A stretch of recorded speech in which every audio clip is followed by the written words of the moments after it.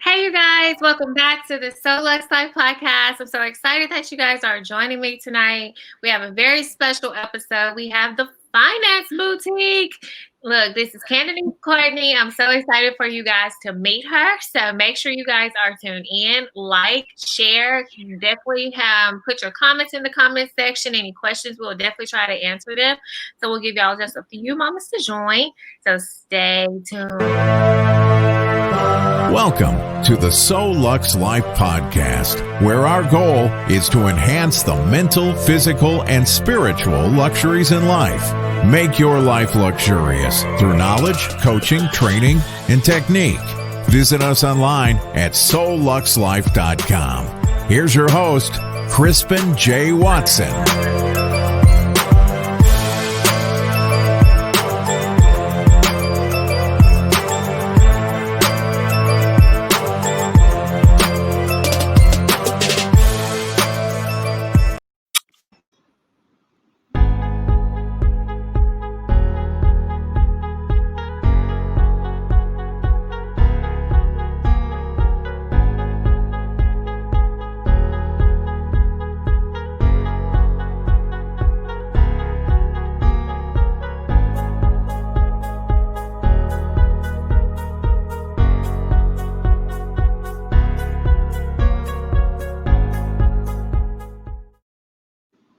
All right, you guys. So we're about to get started. Super excited about this episode. For you guys that just tuned in, this is Candice Courtney. She's the owner, the founder of the Finance Boutique. So I'm gonna let her tell you guys about herself. So thank you so much for joining me, Candice. Yes, thank you so much for having me. But before I get started, I just want to say your intro videos had me like, I need to get my life together. So I love it. So It's a while for me to get there, trust me. Okay, I was like, this is the real deal. So, but yes, I am. Podcast. But yes, I'm Candice Courtney. I am the founder of the Finance Boutique, as stated. We help entrepreneurs with managing their finances basically from all aspects of business ownership. So resource allocation, obtaining financing, pretty much anything you could think of, as well as marketing, design, all of that good stuff. My background, of course, is in business. I have my MBA and I'm currently studying for my doctorate in business administration as well, with the concentration in marketing. Ooh, I like it. So where are you from? Where'd you grow up? Well, I'm from New Orleans, but I've pretty much been living in the Jackson, Mississippi area since Katrina. So pretty much half there, half here. So. Oh, wow. I remember when Katrina hit, I was like in high school, I believe, like a ninth grader to be exact. So we had a lot of kids from New Orleans, Louisiana coming there. Yeah. So how did Katrina affect you guys? Is that the reason why you guys moved, because of Katrina? Yes, definitely. It was the reason we moved. We lost everything in the storm, like most families that lived in the New Orleans area. So we were in New Orleans East, which was, pretty much devastated. And it was a culture shock. I can say that, moving from a city like New Orleans that's very diverse and progressive in a sense, to, Mississippi, where it was just like a much slower paced lifestyle.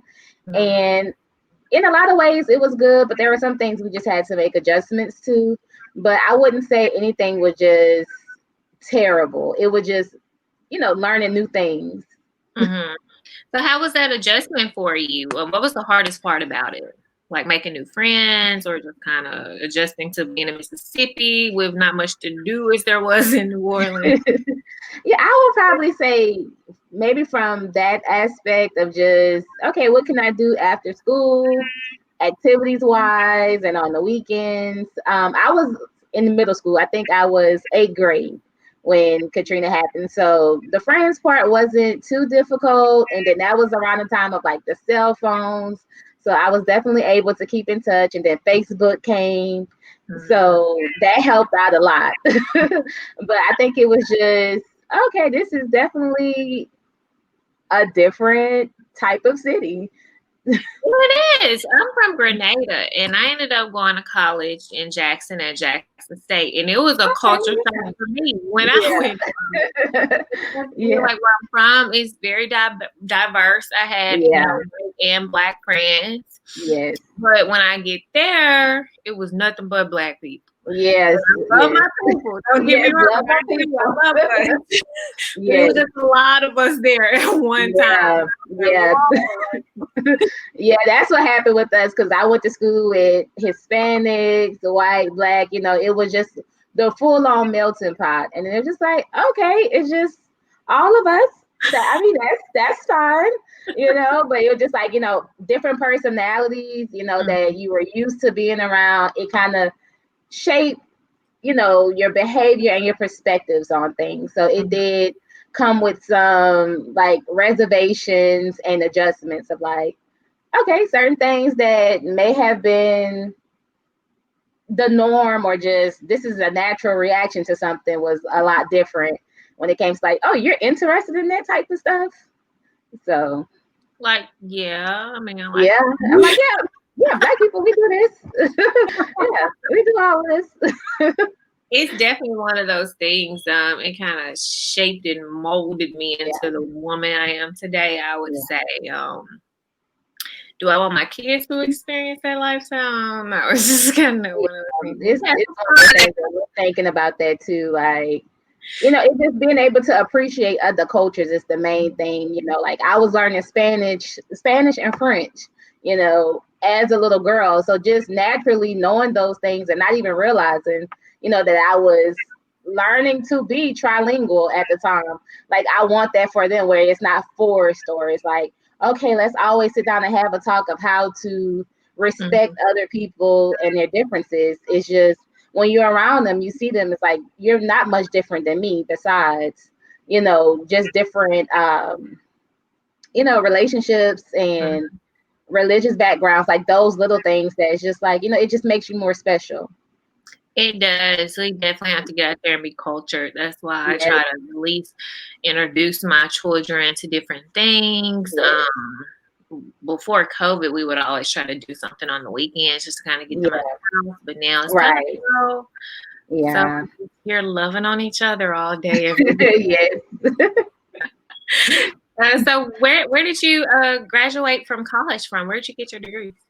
Okay, yeah. So my undergrad degree is from Southern Miss. I was actually in school to be a psychologist, and it was when I started doing like some clinical work where I was like, okay, maybe psychology is not the path that I want because I'm patient, but to a fault. And I'm like, okay, if the person isn't showing me progress again, I'm like, look, now are you trying to get it together? So, but I was like, I still love the counseling aspect, and I was introduced to industrial organizational psychology, which is basically psychology applied to the workplace. And I was like, I love this. And of course, the program was dropped the year I was a freshman. So the next best thing was taking on a management minor, and that's what I did. And then I went to Belhaven to get my MBA. Oh, I love it. So what sparked you to start the finance boutique? Well, I work for Jackson State, and there I work for the Small Business Development Center. So it's a 3-part funded government initiative under the SBA that helps entrepreneurs with accessing capital, managing their business, pretty much everything small business. We did it. And while I was there, it was definitely a good learning experience as far as like being a business consultant. Like I love what I was able to do, love that they invested so much in our learning and we was helping the community at no charge. But of course, it was just like the worst work environment you could possibly imagine. And after like, yes, it just became too much. It was affecting my home life. And that's when I knew it was time to make some changes and really consider a transition. And I was just like, well, I don't want to stop this. Like, I feel like this is my calling. I was able to help people make better financial decisions for their families and save businesses at the same time. And I was like, well, I don't want to give that up, but I know I have to leave here or I would probably be in a mental institution, shortly after. So it was just like, how can I still do this, but in a safer and healthier environment? And I talked with my husband, and he was just like, start your own consulting business. And my coworker at the time, we both pretty much coached each other on starting our own consulting businesses. And that's how I founded the Finance Boutique. Oh, wow. So your coworker, is she a consultant as well? Yes, she is. She's an independent consultant that has her own business, and she's doing, we do similar things, but she probably focuses more on marketing, where I'm more of a financial foundation of my work. So we still keep in touch, and we still each other. Most definitely. So it's good that you and your friend both helped work to get both of your businesses off the ground. You didn't have that mentality like, oh, I'm not going to tell her this because I don't want her to take off and mine doesn't. Yeah. And I think that's where a lot of people go wrong. They don't like to share information because they feel like the next person is going to outdo them. But what's for you is for you. Yes. So. Yes. Yeah, we did a lot of workshops, and when we have introductions, we'll tell people, pretty much share your name and what's your business. And a lot of people will be, well, I want to keep that private because I don't want to share too much too soon, which is understandable because there are people who may be like, oh, that's a good idea, and I may have the access to resources to go ahead and get it started. But it's like, if you're lacking the passion or the know-how of how to get it done, you probably won't get much further than actually setting it up. And then a few months down the line, you're like, I don't want to do this anymore. Because business will weed out those who's serious and those who's in it for, it being a popular thing at the time. Oh, yeah, most definitely. Yeah. So before you made that transition, I know you said you discussed it with your husband, but how long had you thought about it before you actually quit? So you do the Finance Boutique full time? Yes, I'm full time now. Yeah. Okay, great. So how was that transition from quitting your job? We talk about quitting a job, people are like, whoa.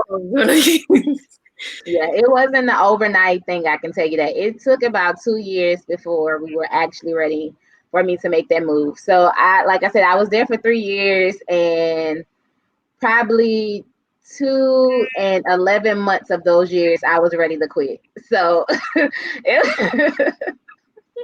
so it was just one of those things. It's like, okay, yeah, this is not shaping up to be, a pleasant experience. So it was like, what can I do?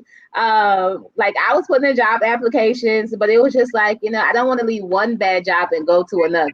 That was in the back of my mind. And I always felt like I wanted to be in entrepreneurship, but I was the safe person. I didn't like to take risks. It's like, if I can't see this as something that's automatically going to be stable and yield the results that I want, I'm going to be very cautious about it. So we planned, we looked at our budgets. We looked at, okay, if we did have to live on one income, what would that look like? Just in case the business takes a little time to pick up steam. So we definitely prepared ourselves for at least a year. And then I started with a blog and just kind of talking to close family and friends who was interested in starting businesses and kind of taking on work like that as like, okay, part-time work. And then it was like, okay, we're in a good spot now. I can go ahead and make that full transition. So how was it the day you went in and put in your notice and told them you weren't? It was heavenly. It was like it was like a divine intervention. Like, the Lord is like, the skies opened up, because I actually came back. I actually put in my 2 weeks notice after I came back from an extended maternity leave. So, but they knew I was going to leave. Yeah, I prepped them already before I left. I was like, okay, there's a good chance once I come back from maternity leave that this is it. So it wasn't by surprise for anyone, and especially those like in human resources that knew kind of what was going on within our division. So it was, I came in, everybody was like, girl, you're glowing, you look so good. And I was like, yes, here's my 2 weeks notice. Like, yes, and it was my birthday, so it was just like the perfect setup. I was like, it's my birthday and I'm handing out 2 weeks notices, so it just felt good. I remember one time I worked in the finance industry, and this job was so hostile. Like I kid Yeah. you not, it had gotten to that. Like that job was the reason I moved out here to Alabama. Like Oh, promotion, I want you to move out here. Like oh yeah. fine. So I get there, and it was cool, but I just can't take a hostile work environment like supervisors, upper management, like Yeah. calling you, talking Yeah. crazy on the phone and Yeah. things like that. And I've just seen people be unhappy for years in Yeah. positions that they really didn't want to be in. And I Right. got to a point, I said, if I save X amount of money, like I'm not putting up with it. And I got to that point, and one day I just had enough. And I want to say I got a hostile phone call or Yeah, I something can believe it. with me that morning. I was like, you know what? Enough is enough. Yeah, this is it. Yeah. Like Yeah. I didn't even do a 2 weeks notice. So I know it's so unprofessional of me, but that's Right. how bad it was. I'm not that unprofessional person. I usually would put in a notice if it's like, Yeah. a job and I respect the people, but I wasn't getting no respect. Yeah. They were talking any kind of way. I'm like, you know what? Y'all can have this. And I was the Yeah. manager. So my workers, they were Oh, like, yeah. Yeah. And it's a shame because it's like you love the work, you love the people, but yeah. it's just like they make it impossible for you to do your job. Because with me, it was like, because I was good at what I did, that posed a problem for my supervisor. And it became like, how can I make it more difficult for you to meet your goals and objectives? So it was like constant contracts I was signing, and they were like, you can't make contracts outside of what the state office gives you. And she was still giving additional contracts that was like, you have to commit to these goals and these rules in the office, no cell phone use, office doors couldn't be closed, like What? check. It was like a super abusive relationship where it was just like, you need to be at your desk, not walking in the door at 8 o'clock, even if I didn't have clients on schedule. If she decided that she didn't want to be at work that day, take on my clients along with your clients. And then it was like sabotage behind the scenes, like calling the lenders and harassing my clients. I was just like, this is madness. And my reputation, that's on the line. And that's when it really just hit me. It was like, no, because if all of this is happening and the word is getting back to me through clients, I can only imagine if I try to network on my own, what is being said about me or what people will assume. So I was like, no, I can't. No. Like I can't take their. I don't pay me that much for me to. And they exactly, and it was like pennies on the dollar, and it was always like dangling that carrot stick of like, yeah, you're gonna get a promotion because you're so amazing, you're good at what you do, and then it was like, when it's evaluation time, oh yeah, well you could have been more proactive with this, or you could have did more with this, and it's just like, okay, it's no pleasing you, so Yeah, I I've say at been the same salary the entire time. most definitely. I've been at a job years, and they have been promising me a raise since before I even took the job. Because when I took it, I was Yeah, like, they're like, we yeah. promised 6 months. There's a huge wage coming. None of that ever happened. None of So. it ever happened, yes. And it's just wow, like I'm really this valuable, huh? But nothing is showing me that I really am. So Most definitely. And I think sometimes we get complacent and we yeah. stay at job. I'm not saying just go quit your job. Definitely Hmm. have.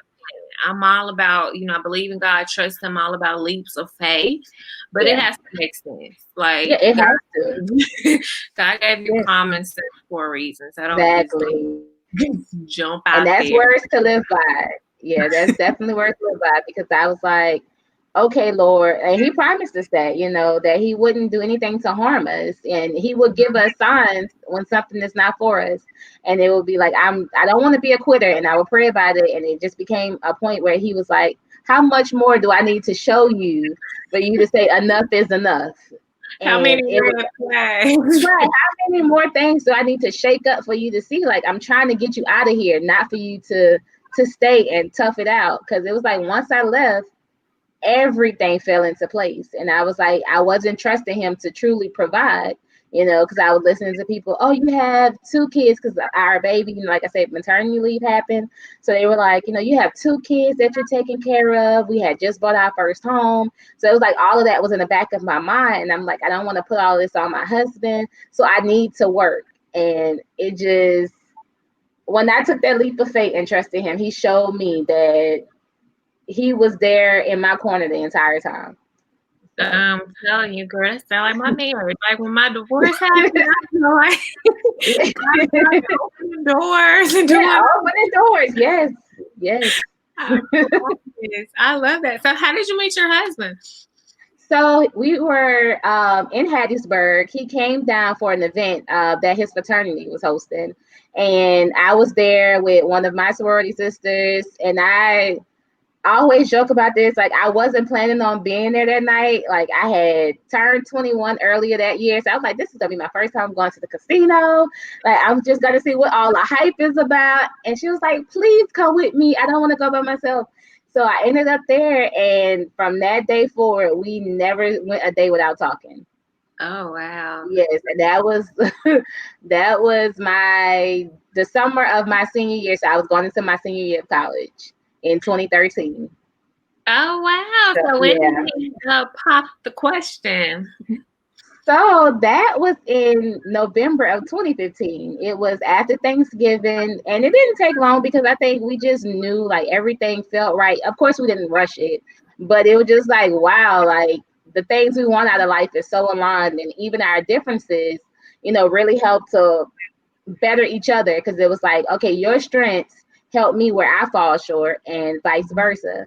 So, and it was just like the way we fell into each other's families, it was just like they were excited because my mom never liked anyone, and she was just like, yeah, tell Roosevelt I made him a plate, when he comes over, and I'm just like, wait, what? A plate. And the same with his mom, she was asking, when can he over, tell her I'm gonna cook her favorite meal. So it was just natural rhythm between us. Most definitely. So, do you think if you weren't married at the time you were ready to quit your job, you would have still done it if you didn't have like him to support you or anything like that? Oh yeah, I probably would have been on a quitting spree. Like, if I don't like this job, I'm leaving. Like I felt had that freedom to really just say, okay, I don't have to deal with this. I'm young. I can find that thing that I like, like really be bold in my assertiveness about myself of like, no, if I don't like it, it doesn't feel good. It doesn't align with my overall path for myself. I'm like, okay, yes, I can walk away without feeling any remorse. Because I was really about just being happy, because I know I give over 100% when I commit to something. And so I just wanted to be respected and appreciated. Like, I'm not one for accolades, but it doesn't hurt to say job well done versus, okay, you can still do more. You can do more. So, yeah. Let me know I'm doing something right Right, here. something right, and not sending me harassing phone calls or making it purposely difficult for me to do my job. So, yeah, I probably would have quit without even thinking twice about it. Yeah. I don't get why people are like that. Like, just let me do my job in peace and go home. Yes, it's just one of those things where I think the world would never know why people do some of the things that they do. It really got to a point, and for me, it's like when I get to a point, if I'm at a job, that's why I'm so thankful I'm an entrepreneur now. Yeah. But when I was working, if it got to a point where I ever woke up and I was like drill, like, oh, I gotta go in this job today. That's how I know, like, I'm not supposed to be there. Yeah. Like, God doesn't place us on this earth for us to be unhappy. Yes. Just for, pennies on the dollar, like you said, like. It's definitely one of those things. So kind of tell me, so the finance boutique, y'all consult different businesses finance wise. So it's like from management, like financial management. So we don't do financial planning as far as like, oh, let's diversify your income and get you into different things like stocks. We don't do that type of thing. But we do look at pretty much the overall health of your business from a financial standpoint. How are you managing the money or your cash flow that you have? How are you meeting your expenses? How are you purchasing inventory and managing it? Your marketing, is it making sense? Like, are you getting a return on your investments in those areas? The different vendors that you may be working with, are they actually the best as far as pricing and quality that you need for your business? So it's pretty much helping you from that aspect of just making sure that you're getting the best from the people that you're working with, that you're negotiating the best deals, and you're taking advantage of any discounts or loyalty programs that you may get from working with people over the years. Okay, so does it already have to be an established business for you to work with them, or is this somebody that's thinking about opening a business? Could they contact you and use your services? Yeah, so I do assist with startup assistance, and typically I like for the client to already have a good grasp of what they want to do. So I won't help you come up with an idea. So you have to already have it and just say, I'm trying to get from point A to point B, which is from concept to open and operational. And I definitely help with that. So that's making sure you have all of the permits and licenses that you need. You know how much it actually takes to run your business at the capacity that's necessary. So that's whether or not you need employees, what's the satisfactory payroll for that, equipment that you're going to need, rent and lease, is this space adequate for the purpose of what you're trying to do, renovations, remodels, like pretty much everything you could think of. I run the numbers on it, because a lot of times when people get ready to open up a business, they forget a lot of the little pieces that can turn out to be a very big deal breaker for them if they don't have it. So I try to look at it from that standpoint, or really just making sure that the idea that you have is feasible for where you are in life right now, as opposed to you start investing into it and then you see you can't afford to actually open the business and you've already spent thousands of dollars on other things. So Oh, most definitely. So, how long has the finance boutique been in business? So I incorporated in 2018, but of course that was just me while I was still at the job, just trying to get some things in place and figure things out. So that was part-time, and 2019 was part-time, but that was the year I left the job. So I was really just balancing the business and mommyhood. Like, I had my newborn and my 2-year-old. So that became a thing within itself. So I was really just adjusting to being a full-time mom as well. And then this year was like, I made the commitment, like 2020 is my year. I'm full time in this. The finance boutique is gonna be here to take over the world. And then of course the pandemic happened, but I think it still gave me the momentum I needed to really show people that there's trustworthy people out here that's wanting to help you navigate these difficult waters and give you, actual trusted advice, and not just try to, take money or figure out how can I get a good payday. So, So did COVID affect your business at all? in a way, because I did want to do more networking this year. So I had some events that I was going to speak at, and then some that I was going to attend to really just learn and be around people that was like ideal for my space, as far as like, yeah, these are the good people that I need to have in my circle. So it did affect that, but for a lot of my clients, I think it gave them the slower pace that they needed to really say, I've been running and running, and I never really stopped to say, what can I do differently to make a difference within my business? And now that I have this down period, I want to know how to maximize, what I have. So that has helped. Oh, I like it. So, I'm gonna pull it up here if I can, you guys.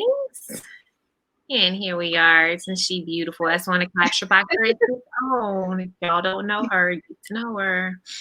But This is her website. You guys can go on there and definitely check it out after the podcast. That's myfinanceboutique.com.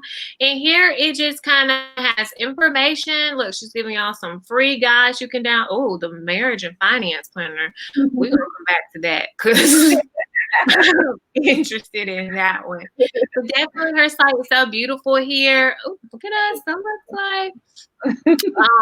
But it definitely outlines what they're about, the different services that she offers here, like professional development. So do you work with individuals, like somebody that's not trying to start a business, they're trying to just grow themselves as maybe a professional public speaker or things like that?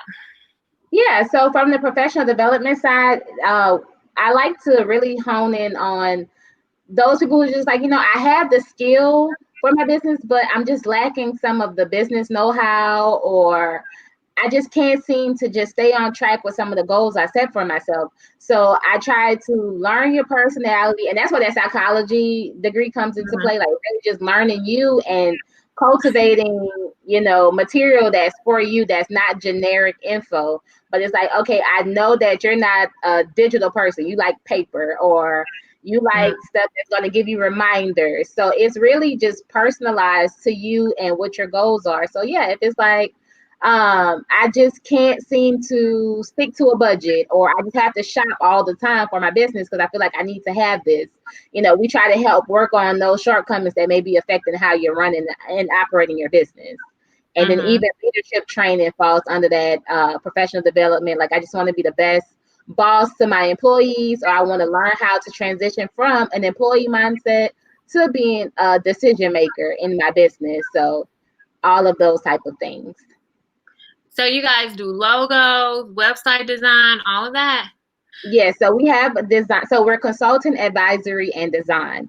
And my brother, he went to school. He has his degree in graphic design. So if there's something I may not design, he may be the person that I have to do it. He's like my unofficial employee that he gets paid with love. So right. Yeah. So he helps a lot in that aspect of just making sure everything is professional, it's clean, it's beyond the industry standard for what our customers would need as far as meeting their goals for what their customer needs are. So we really just try to hone in on okay, it may be pretty, but is it functional? Is it practical? Is it meeting the goals and needs of your business? So most definitely. And she gives so much information. This is so cute. I love it. And for those that are listening, y'all that don't catch the live stream, you can definitely go on myfinanceboutique.com. I will put that in the show notes in the description, so you guys can just go ahead and check it out. They do. So are these the different kind of businesses that you work with right here? Yes, those are just some of the main industries I work with.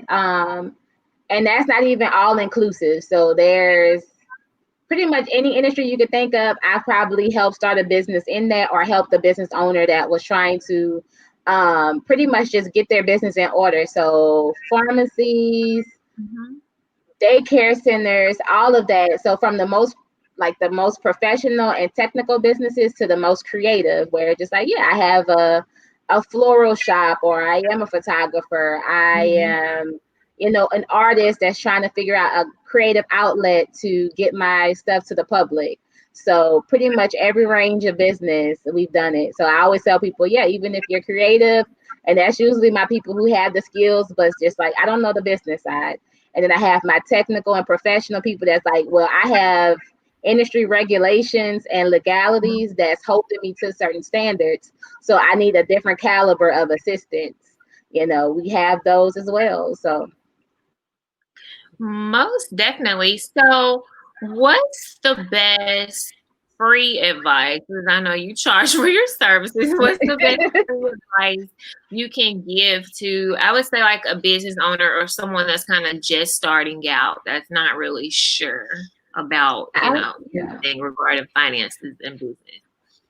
I would say really know what you're trying to do. Why are you wanting to start this business? Is it for a passion outlet? Is it to make money? Because it should be to make money. A lot of people, because people tend to forget that when you start a for-profit business, you have to make money to be a for-profit business. So I mean, there's other ways that you can fulfill a passion without starting a business for it. So I would say really know what is it that you're wanting to accomplish with this, and ask yourself, can I invest what's necessary for it? So that's time that's needed to be invested. There may be education that's gonna need to be invested in it. So that may be getting some certificates or learning something. Like there's a lot of online courses from like Pinterest and Coursera that you can do to pretty much, make sure you're knowledgeable and up to date with what's going on in that particular industry.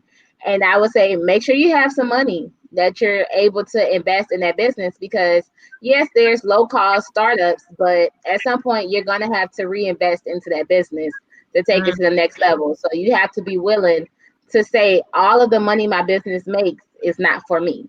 And if you can't separate that, then you're going to have trouble trying to grow or stay in business. Most definitely.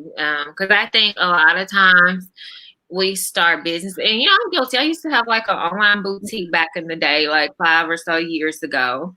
And it was just something I really just woke up and decided that I wanted to do. I didn't really put much thought, much planning behind it.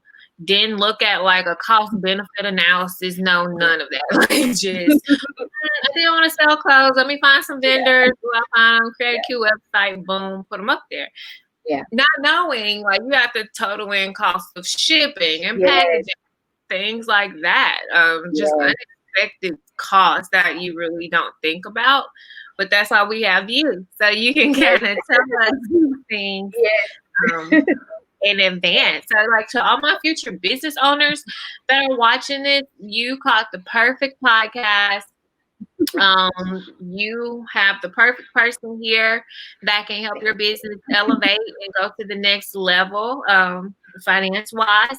Because as she said, you have to have some money. There are low cost startup businesses, but you have to invest in marketing and graphics and websites and to make them look professional. Because these things aren't cheap. And we can tell like if you invested in your business or not. Yeah, you can tell. You can definitely tell on that. So I love it. So what are some goals for the finance boutique in the future? Are you guys planning on expanding? Yeah, so like within the last few weeks, I have been looking for office space. So my clientele has, grown to the point where it's like, okay, I need an office outside of my home. And it's just, that's my main priority right now, is just trying to find a sensible space for me that can serve my clients, but not put me in a position of just like, okay, like I'm straining each month. And that's why I tell people all the time, like you can manage with, reasonable goals. Like you don't have to be at the top at the beginning, you can work your way up to that. So finding a good office space and then just really commit to what I've been doing so far, like just staying consistent and remaining appreciative for the clients that I have and the ones that they've been referring. So just not losing sight of those things with just like, I need more and more and more, like just being satisfied with the transition I've had so far, like looking at where I've come from, where I am now, it's like, okay, I'm doing well, Oh, you're on mute. You're on mute. I'm on mute. I heard this train going in the background and my kids out. But yeah, I love that. So let me see. I think we have a comment here. Okay. There's Chris. She said, love it. Oh, love Chris.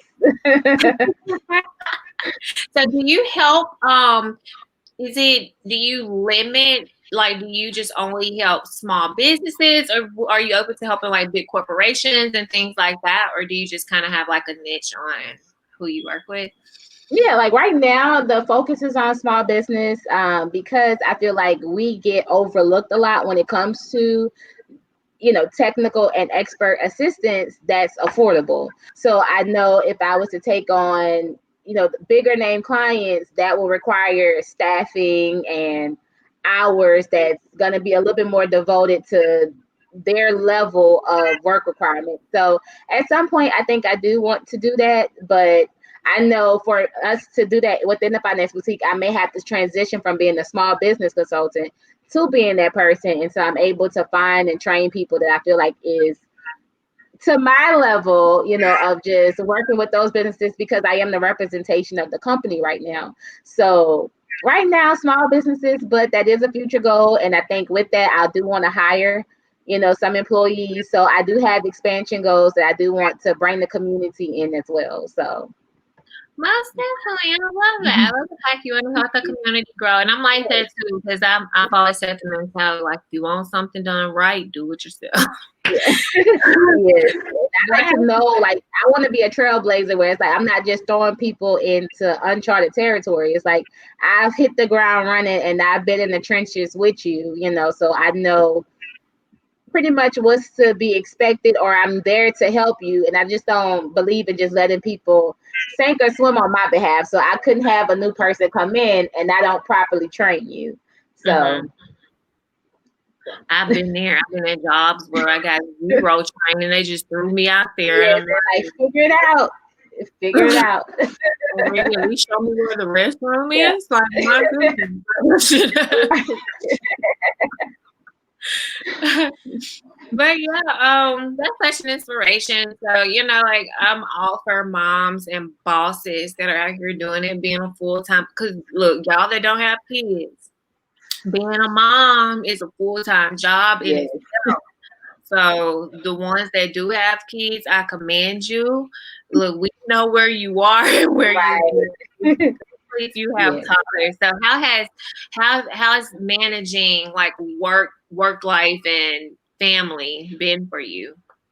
Well, with entrepreneurship, it has been a lot easier because I'm able to control my schedule now. So if my kids have a doctor's appointment or something happens, I'm able to be agile. And I think that has made me just feel better as a mom. It's like I'm able to show up for my kids without being exhausted or bitter from, being at work all day and just like, oh, I'm just so frustrated and I have no energy left for you all. So I think it's been an amazing transition from that. Not that it doesn't have its downsides of like, okay, mommy needs to get work done, and me being home, that means I'm accessible. So it's like, well, mommy, you're right here, like I want some juice, and it's just like, well, the juice has to wait, and it's just like, I want some juice now. I don't understand that. So it's just learning to just prioritize and still be present in both roles. And I think, just having my family in on it, like my mother-in-law, my mom, if they're like, if you have meetings, bring the kids over here. We would love to watch them. My husband, if he's home, he's like, yeah, send them to me, and we'll send them out the house or lock them up in a room until I'm able to, to be back active with them. So I think it's been really good. And I just lost a lot of that mom guilt that I did have of being gone from the house for like 10 hours because I would do workshops some nights where I wouldn't get home till like 7:00 in the evening, so it really helped me to be like, okay, I get to see my kids grow up. So. Yeah, most definitely. That's kind of why I went the entrepreneur route and got like a real estate license. So I kind of wanted to work at my own pace. I've always had an entrepreneur mind. So like I said, I started that online boutique. Of course, I still work in a job, but even before then, I've always had in my head, like, I want to be an entrepreneur. I want to work for myself. I don't want to have to clock in. I don't want to have to ask someone, can I use my paid time off and have to explain what I'm doing in my personal time. And I tell people all the time, I'm like, if you love your job, don't leave it. Like, if you have a job that's actually investing in you, like, appreciate that, because it's so hard to find that, and I know for us, like, our experiences were so horrible that it was like, entrepreneurship was that thing to save us. But I tell people, if you love your job and you could do entrepreneurship part-time, do that. No need to do it because you think that's what's required or people will respect you more because you dug it out the mud. You know, like you don't Mm-hmm. have to meet anyone's standards when it comes to entrepreneurship. But I'm like, because if I didn't have to be forced into entrepreneurship, I would have loved to do this business part-time. But because that wasn't my reality, it was like I had to give it my all to make sure that I can still provide for my family and do my part. So Most definitely. Like, and entrepreneurship isn't for everybody. Like, you yeah, have to have a heart for it. You have to have a heart right. for when the business doesn't seem like it's growing, when you're not making Yes. any money, when you're investing all this money and not seeing any returns. Because I think Mhm. statistics state it takes a good like 3 to 5 years to really get a Yes. business up and going and really make Hmm. some income, some profit. Yes. So you definitely have to hang in there. I think a lot of times we'll start a business in like 2 or 3 months. We see it's not doing what we thought it would, and we just kind of let it go. We have no guidance. We have Yeah. reached out to the finance boutique to really see what we could be doing. Yeah. Yeah, and that's why I tell people you have to have money. Like we call it working capital, of course, in the business world, but from a reality standpoint, you may not come into the business just like, oh, I have customers or I have enough to cover my expenses. So you have to know like there's gonna be a slow period of growth. You know, unless you're coming in with heavy marketing and a big team behind you. But most people, like you stated, that's why you still consider a new business within those first couple of years. It's still so much that you haven't even encountered within your business, and people may not even take you seriously depending on what industry you're in, because like you're still a newbie here. You know, you still haven't met the requirement to get certain certifications when it comes to the government. Like you have to be in business so many years before they would even consider your application.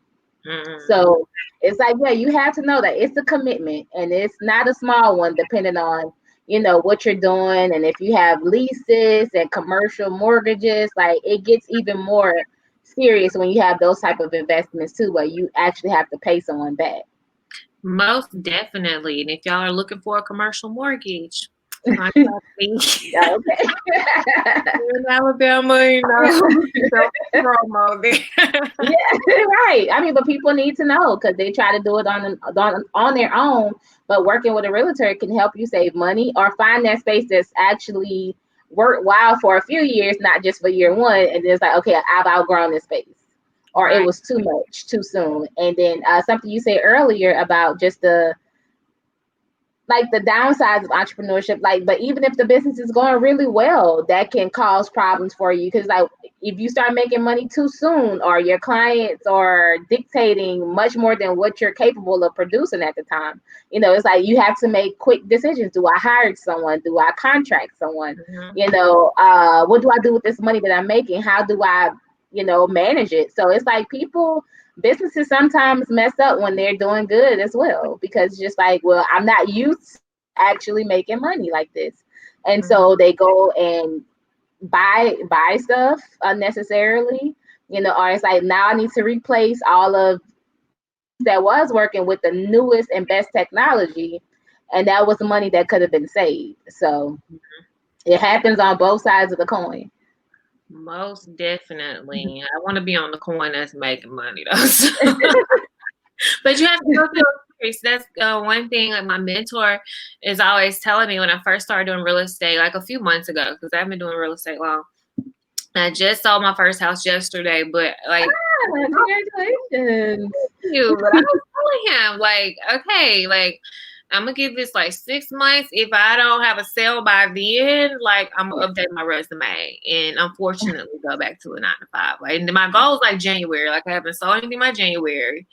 Clearly it ain't for me, and it's just Yeah. a wrap. It was like, no, you like any entrepreneur, any business knows that it takes time for it to grow. Yeah. You can't just wake up and like look for overnight success. I know it can happen, most Yeah. definitely depending on who you are and like, the people that know you and things like Right. that. Right. But as far as just like, little old person here from Mississippi trying to start this major online boutique, you just kind of have to find strategies and things like that to kind of help get your business out there. And I love Right. that your business actually caters to that, caters to helping business with their finances, because that's honestly one thing a lot of people don't know how to manage money. Yeah. Like you said, like they will see all this money coming in and they'll go splurge and buy a whole bunch of frivolous items when they should have been putting that money back into the business, into marketing, into doing whatever. So Right. you've taught me a lot today. Oh, good. You have. So any last minute comments for our audience here? I would just say, pretty much just when it comes to strategy, you really have to know your business, know your market. Don't just base it off of what someone else is doing, because you don't know the ins and outs of their business, because business relationships run deep. So you don't know their type of discounts, what's their access to certain capital and things. So don't base it just off of, because I seen someone do it on Instagram, or a family friend is doing it. Really know what's going on with your numbers, with your business, what your goals are. I think that's the best advice I can give, because when I consult with people, especially in the past, that was like the number one thing that I had to educate on, is just don't worry about what Sarah is doing, because Sarah's business is Sarah's business, So I think just stay your course, and have some smart goals. Like you said, with real estate, 6 months. And even if it's like it goes beyond that, or you need it before, you can always reevaluate and restructure those goals. So I think that's the best thing I can say. And just surround yourself with genuine people. If they show you that they can't be trusted, or if you're feeling like they're a little sketchy, don't go against that feeling, because then what happens is you find yourself in an awkward situation that could have been avoided. So just vet the people that you associate yourself with. Oh, I love that. That's some great advice. Because especially in this day of technology, you can get on the internet and find whatever you want to find. Yes. So if you want to open up a lawn care business, you can go find a ton of lawn care businesses and see that they're booming and getting all the business. And you're comparing like your 3 houses a week you're cutting to these people that have been in business 30 plus years. Right, 30 plus years, yeah. So you I'm like, it makes a difference. Yeah, and that like came into perspective because I met a guy on the company, and I'm always the person like I probably ask questions because I like to see how people got to where they are, and I'm like, how did you start this company? How did you get here? And he mentioned his dad gave him $1 million loan. I'm like, oh, okay. Yeah, like, okay, who can really say that? Oh, okay, right. I don't feel bad because you right. Yeah, but it was good that he was honest, because sometimes people will try to paint a picture. Like I said, they want that.